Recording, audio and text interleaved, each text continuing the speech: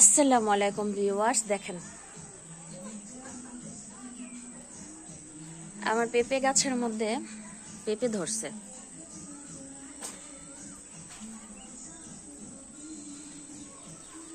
ওই ডালটা তো ফুল ছাড়ছে, এই ডালটা তো ফুল ছাড়ছে। আল্লাহর কি রহমত, আপনারা দেখেন। আমি এই গাছটা কেটে ফেলছিলাম। এই গাছটার মধ্যে আপনার মনে করেন অনেকগুলা পেঁপে ধরছিল। তো গাছ পাকা অবস্থায় পেঁপেগুলারে কে জানি চুরি করে পাইরা নিয়ে গেছিল। তো এই জন্য আমি গাছটারে কাইটা ফেলছি।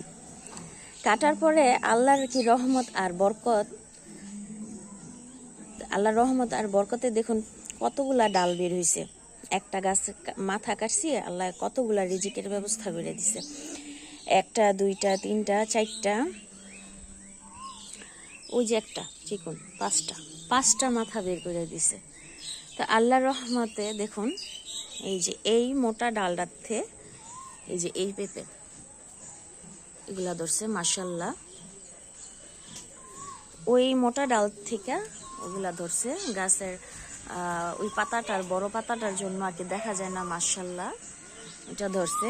তারপর ওই যে 3 নাম্বার ওইটার মধ্যেও ধরছে, আর 4 নাম্বার আর 5 নাম্বার মাথার মধ্যে এই ফুল ছাড়তেছে। এগুলা তো ধরবে। আল্লাহর রহমত আর বরকতে কি না হয়, সব কিছুই হয়। তো আল্লাহর রহমতে আর বরকতে দেখুন আমার একটা গাছের মাথা আমি কাটছি, কতগুলা মাথা বের হইছে। আবার রিজিকের ব্যবস্থাও আল্লাহ পাক করে দিছে। আল্লাহ পাক মহান, মহান আল্লাহ তাআলা রাব্বিল আলামিন।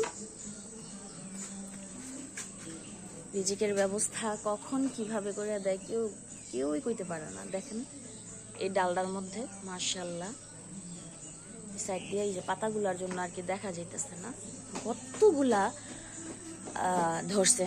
তা আল্লাহর যতই আমরা গুণগান করি না কেন কম, আসলে আল্লাহ পাক রহমান আর রহমতের মালিক।